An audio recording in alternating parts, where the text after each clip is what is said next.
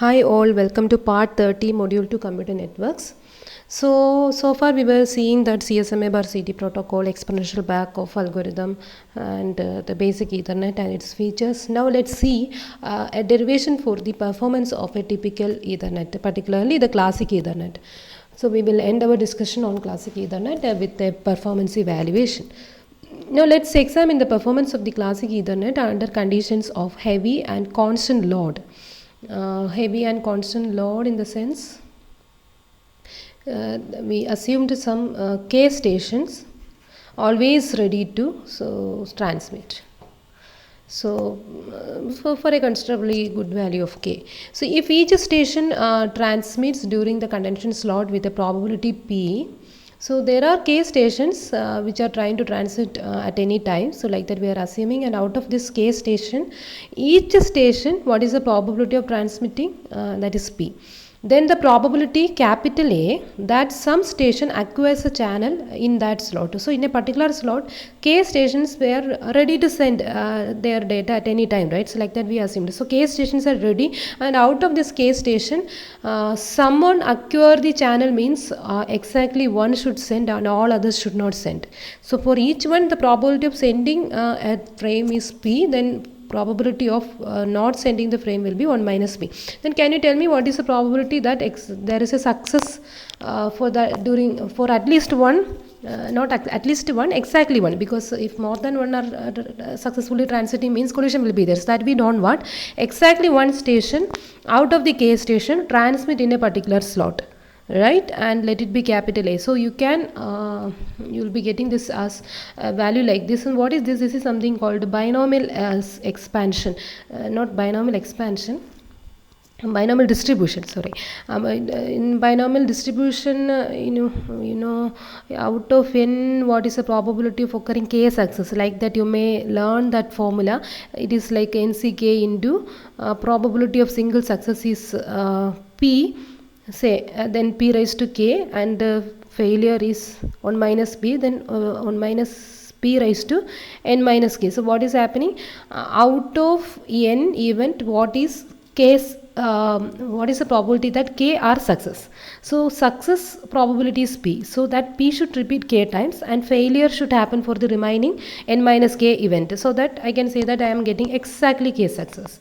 So the same formulation we applied here also. N out of n, here K station we are considering. So K, C, and what we need is out of K we need only one station to acquire the channel, in the sense otherwise it is a failure, right? So it will be KC1 into probability of success means successfully transmission by a single station is P, and that P should happen only one time, and 1 minus P, the others remaining n minus 1 station, n minus 1, here number of station is taken to be K. Okay, so it will be K minus 1.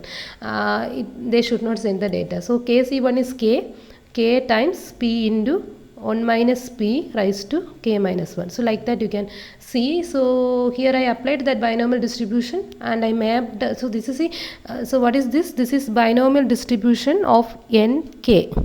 That means what is the probability of K success out of n events totally.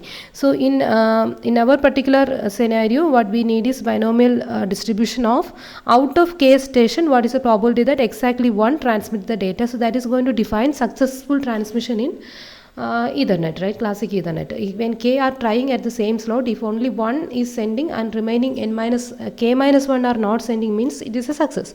So KC1 into P, only one station should send the data, and the remaining K minus 1 station should not send the data. So 1 minus P raised to K minus 1. So it is clear. Otherwise, you can simply thought of it in a different way also, like the first n stations are being connected, right? The n stations are being connected like this, right, etc. If I am okay, etc. There are n station. Okay, so first station, second station, third station, etc. K stations. K stations were there, and out of this K station, what is the probability that first station send the data? First station send the data. So first station sent with a probability P, Exactly first station alone send the data means remaining k minus 1 station should not send it. That means with the 1 minus p should happen for remaining k minus 1 station. So this is a probability that exactly station 1 transmit and remaining stations, that is from 2 to k, differ from transmission. And similarly, what is the probability that station 2 particularly send its data? Again, you will get the same formulation for station 2, because for 2 it should be success, that is p raised to 1. Only for 2, and for remaining k minus 1 station it should be failure. Similarly for 3, station 3, this is a case. So like that, and mutually exclusive events, right? Either 1 or 2 or 3 should successfully send the data. So you have to add all these probabilities and how many times there are k stations. So k times, when you are adding, you will get it like k into p into 1 minus p raised to k minus 1. So you can think of this formulation in any way. Either you can think it as from that binomial distribution point of view. You know the formula, out of n, how it is probability of getting exactly k success. That formula you know. So here out of k, what is the probability of getting exactly success for a single station? Because only one station is successfully sending means the entire communication is successful. If 2 are getting success, then definitely they are going to collide at some later point. Okay, that should not happen. Or you can think in this way. Okay, so anyway, this is clear. I hope so. Okay, let me clear the screen now. Now this probability we are trying to maximize. So what we need is, so this is the general formulation of out of k, exactly one successfully acquire the channel.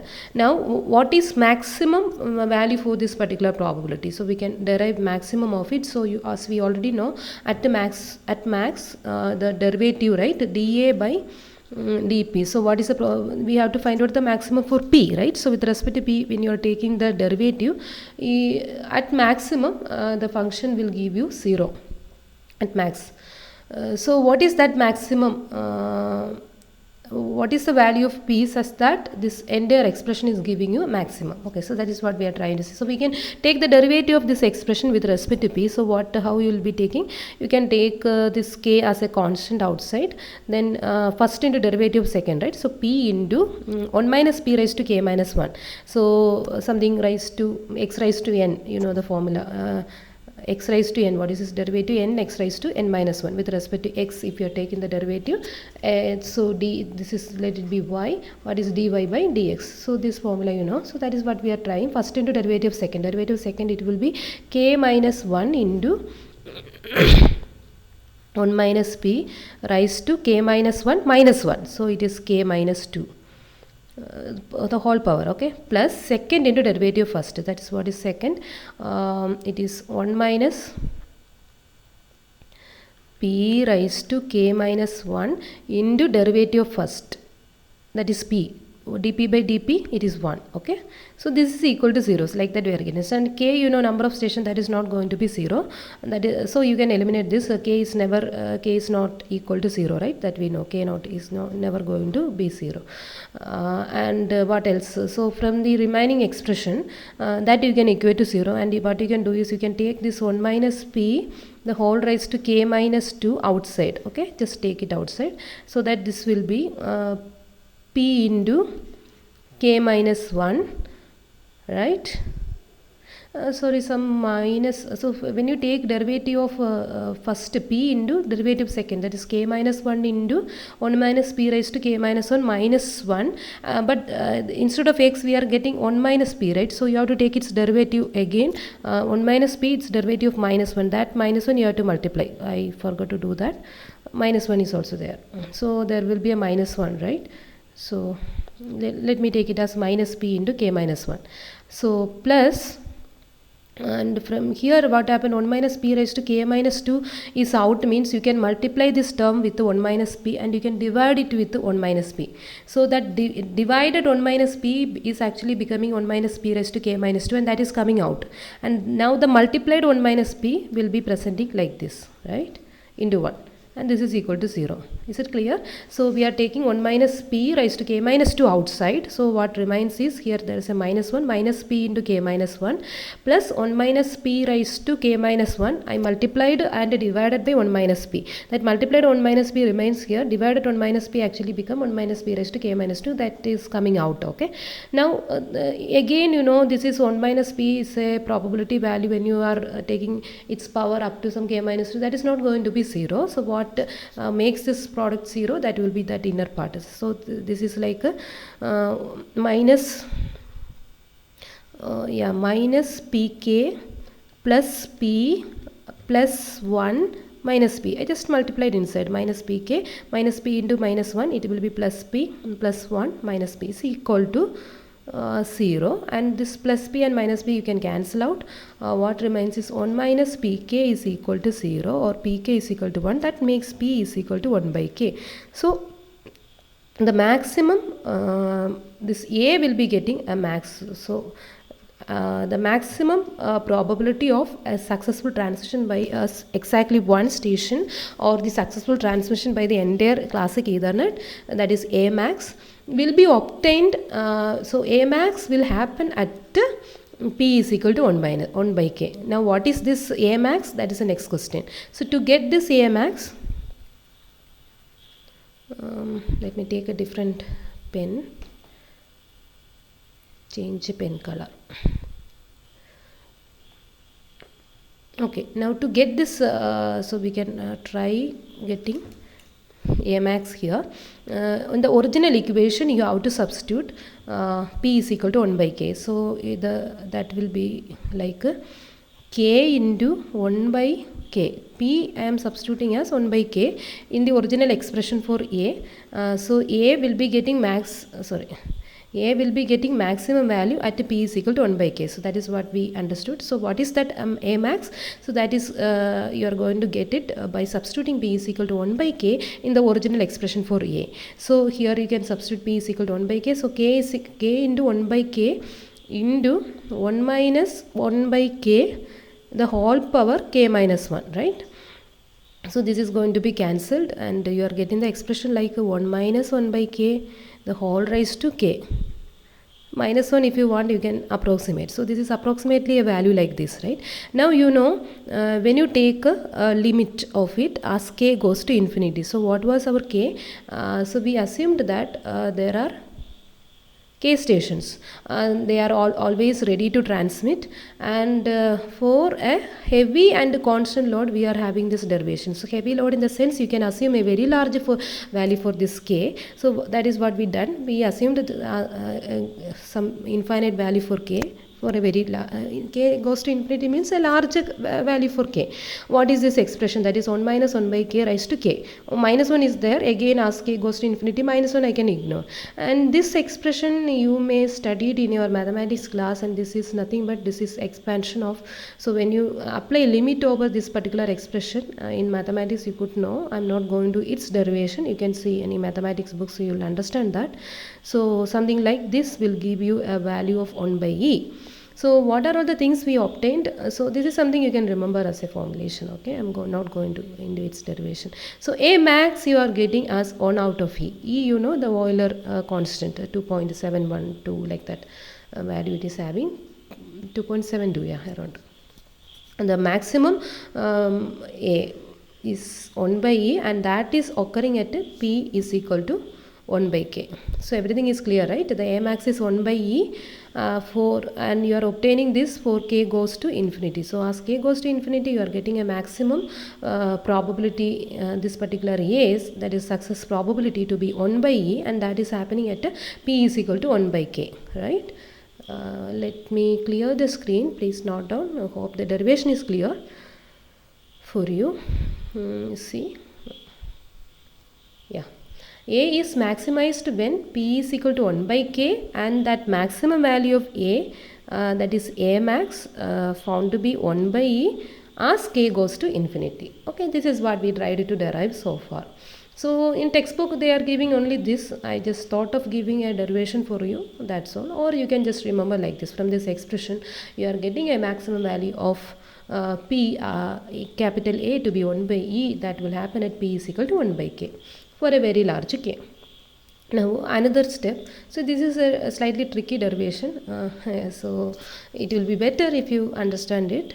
It will be useful for you at some later point. So the probability that the condension interval has exactly J slots. So here we have another term called the condension interval. So condension interval, the interval of means when we are trying to get access to the media in Ethernet, most of the cases there will be collisions. Say there is a collision, there is another collision, again a collision, and finally it will end with a success, right?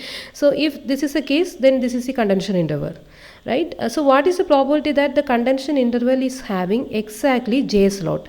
Because this is slot, in first slot I am getting a collision, second slot also I am getting a collision, third slot also I am getting a collision, and the fourth slot I am getting a success. Then I can say that the condension interval is having 4 slot.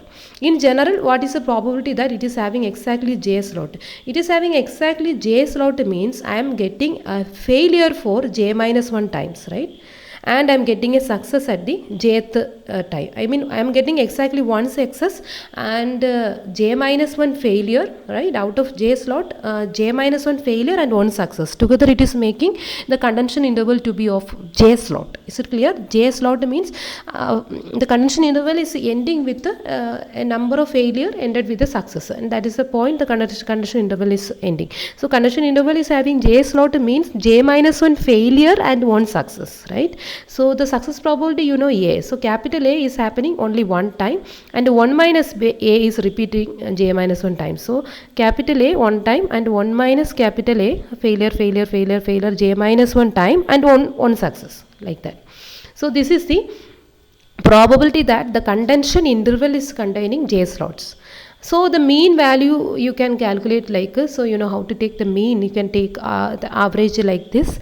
You can substitute different value of J. So in this case I taken J to be 4. So you can take any value of J from 0 to infinity, right? So if over 0 to infinity different value, J into this expression, that is A into 1 minus A raised to J minus 1. If you take it summation, expand and summate, you will get it to be 1 by A. Again I am skipping its derivation, you can try that. So what we concluded is the condension interval is having J slots. The probability of that is the mean. The condension interval is having exactly J slot. The probability is A into 1 minus A raised to J minus 1. Then what is the mean number of slots per condension is what we derived it to be 1 by A, right? Now each slot is of duration 2 tau, 2 times the propagation time. Why we are taking so 2 times propagation time? Because 1 tau for the signal to travel, and in the worst case when it is reaching just before the destination and maximum after traveling maximum distance, it is getting a collision and the collision signal is coming back by taking another tau time.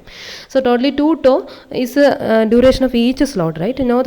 So the mean condension interval W will be so the mean number of slots is 1 by A and each slot is 2 tau width. So the mean interval, condension interval width will be 2 tau into 1 by A, right? So this much. Now assuming the optimal P, so what is optimal P? 1 by K. The mean number of condension slots is never more than E. The mean number of condension slots is found to be 1 by A, and for optimal value of P, A is 1 by E. So this value will be 1 out of 1 by E, and that is E, right? So that is what we are writing here. The mean number of condension slot is never more than E. That makes this 2 tau into 1 by A to be 2 tau into 1 by A is E, right? So 2 tau E. And you can substitute the value of E, Euler constant, 2.72, and you will get it as some 5.4 times the propagation time. So that is the mean condension interval is what we derived it to be 5.4 tau. So you can see it is like it is repeating like a cycle some 5.4 tau time it is simply in the contention, right? And at the end of this I am getting a successful delivery. Again on the average another 5.4 tau I am getting. Simply I am waiting for because of collision and all, and at the end I am getting a successful delivery. Alright, so if it is a successful delivery, what is the time taken to transmit the frame?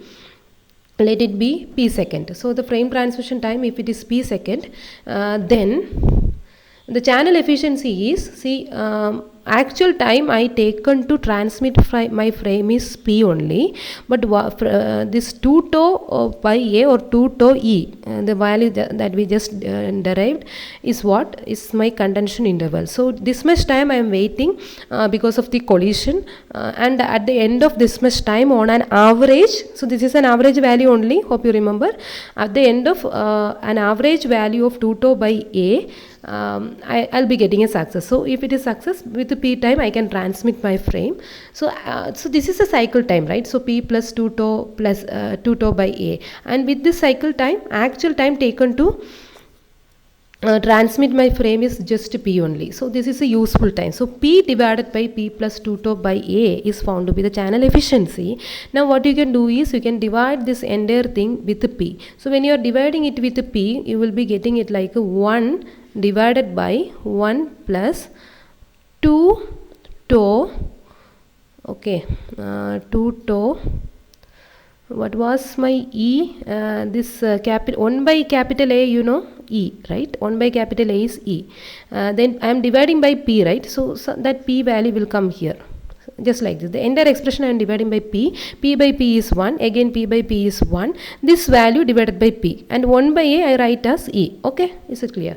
Now tell me what is this, how we are getting this, this 2, all those values are there, 2e, e is there. Now some other values are coming because we are substituting this tau and p. You know what is 1 divided by 1 plus 2 e, right? What is tau? Tau is the frame propagation time, that is length of the cable, distance divided by velocity. So distance or the length of the cable is taken to be capital L, by velocity is taken to be the speed of light, that is c. Okay, if it is optical fiber, some 70% of the speed of light you will get. So L by c. Now by p, what is p? Is the frame transmission time, and you know what is frame transmission time? Length of the frame divided by bandwidth. So this is coming in the denominator. So length of the frame divided by bandwidth. The length of the frame they taken to be capital F, by bandwidth, that bandwidth will come over here. So is it clear? The terms are clear, I hope. This 1 plus 2 E B L by CF, right? So the terms were like this. So hope it is clear for you. We in this expression, so just see and substitute the value of tau and p, that's all. Tau, so how we are getting this? We substituted the frame propagation time to be length of the cable divided by the velocity as c, and p is what? The frame transition time, that is substituted to be the frame length, which is taken to be f, the number of bits in the frame, divided by bandwidth, and also we substituted 1 by a to be e. So that is how we are getting this. Okay, so we obtained this by taking frame length, the length of the frame to be f, network bandwidth b, cable length l, and the signal propagation time c, right? The optimal case of e, slots per frame, something that we derived in the previous slide, and so that the propagation time is frame transition time is length of the frame divided by bandwidth. So that is how we are getting it. So some of the observation that we can have at this point is, the longer the cable, longer the condension interval, because condension interval is 2 tau E, right?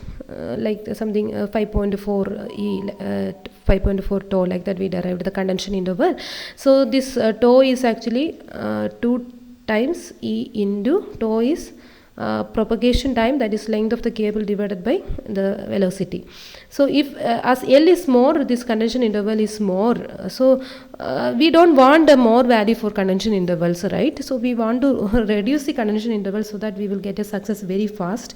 So that is why in Ethernet we are specifying some maximum cable length, and hope you remember, like classic Ethernet it was like some 2.5 kilometer. We are mentioning this value somewhere, and why we are fixing it with this value, because we don't want to increase it beyond. If we are increasing it beyond, it will adversely affect the performance, right? And increasing the network bandwidth or distance, this formulation, you can see that this BL, bandwidth and length of the cable, this BL product reduces the channel efficiency because it is coming in the denominator, right? When you increase B or L, it is going to reduce the channel efficiency for a given frame size. So unfortunately, most of the research in network were aimed at precisely at increasing this product. What people need is a very good bandwidth with a longer distance. So when you are trying to achieve that scenario, Ethernet is not going to be a suitable protocol for you, right? People want high bandwidth over long distances, say fiber optic metropolitan area network and all. You can imagine where we are getting very high bandwidth as it is fiber optic and with very good distance, and that is where we can't use Ethernet protocol. So that is something you have to. So Ethernet is not suitable for such scenario where this BL product is bigger value. So yet classic Ethernet implemented in this manner is not yet a bus system for this kind of application, and where you can use Ethernet is a local area network, of course, with the limited length, maximum length constraint, like between two transceivers to be some 2.5 kilometer, and that situation you can use with restricted bandwidth. So this BL has to be small. And also, what about F, the frame length, the number of bits in the frame, that you want so that now it is coming directly proportional, right? 1 by, in the denominator this term is coming, again this term is coming as a denominator of this. So F will directly influence the channel efficiency. So you can improve the channel efficiency by improving this F and reducing BL product, right? That is the conclusion. So it is always better to have a lengthier frame to improve the efficiency. So if you look at the efficiency of a typical 10 megabits per second classical Ethernet, as the number of stations number of stations trying to send that K value, we keep on increasing, and you can see that when the frame length from starting from 64 byte, when you keep on increasing the frame length, when you are getting this 1024 frame byte as a single frame length, and it's we have restricted, but this is something a good value. So we are getting around some on an average, right, for a very large number of station, some above 85% efficiency you are getting, right, with a very good value of this frame length. So like that the analysis goes. Hope you get an idea. So the main thing we have to keep in mind is this formulation. Yep. Yeah, let's clear these steps. So this formulation is something very important at this point, and from that we are getting the derivation.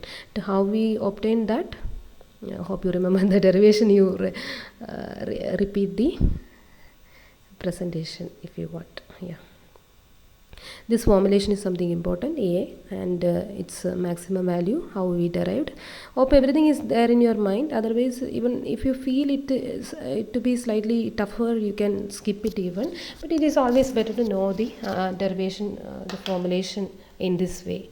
Yeah. Thanks for watching.